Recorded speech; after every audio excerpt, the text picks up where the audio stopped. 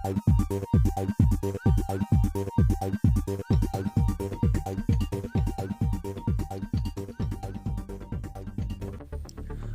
આવી રહેલા સૌથી મોટા સમાચારની વાત કરીએ તો એસ પટેલના મત વિસ્તાર અમદાવાદ પૂર્વમાં કેન્દ્રીય ગૃહમંત્રી અને ગાંધીનગર બેઠકના સાંસદ અમિત શાહે સભા સંબોધી છે. નરોડા ગામ વિસ્તારમાં સભા યોજવામાં આવી હતી. આ સભા દરમિયાન તેમણે લોકોને ભાજપમાં જીતાડવાનું અને નરેન્દ્ર મોદીને ત્રીજી વખત વડાપ્રધાન બનાવવાની વાત પણ કરી હતી. તેમણે કહ્યું કે ગુજરાતમાં ત્રીજા તબક્કામાં 7મી મેના રોજ મતદાન થવાનું છે, પરંતુ આ પહેલા જે 2 તબક્કામાં મતદાન થયું તેમાં વડાપ્રધાન નરેન્દ્ર મોદીએ સેન્ચુરી મારવાનું કામ પૂરું કરી દીધું.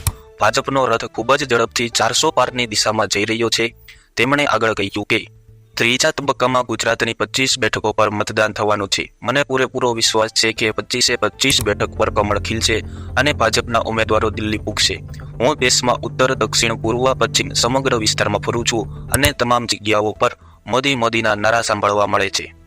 આજે વડાપ્રધાન નરેન્દ્ર મોદીને જે લોકપ્રિયતા મળી તે લોકપ્રિયતા કોઈ એક રાજ્યએ આપી હોય તો જ્યારે નરેન્દ્ર મોદી મુખ્યમંત્રી હતા ત્યારે ગુજરાતમાં વડાપ્રધાન મોદીએ વિકાસની શરૂઆત કરી. શહેર હોય કે ગામડું, જંગલ હોય કે દરિયા કિનારો, પહાડ હોય કે મેદાન, દરેક જગ્યાએ વિકાસ પહોંચાડવાની શરૂઆત નરેન્દ્ર મોદીએ કરી.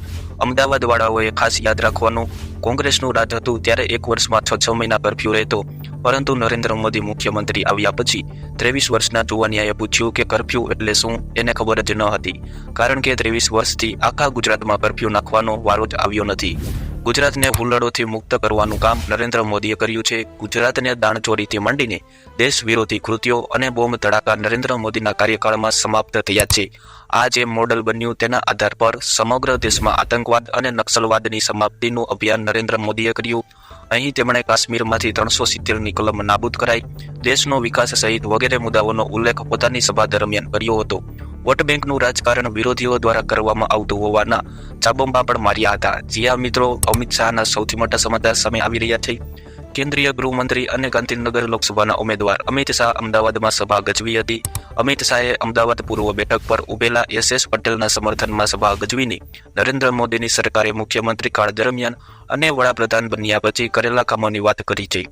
અમદાવાદના નરોડા ગામમાં અમિત શાહે સભા ગજવીને પીએમ નરેન્દ્ર મોદીએ 2 તબક્કામાં સેન્ચુરી મારી દીધાની વાત કરી છે.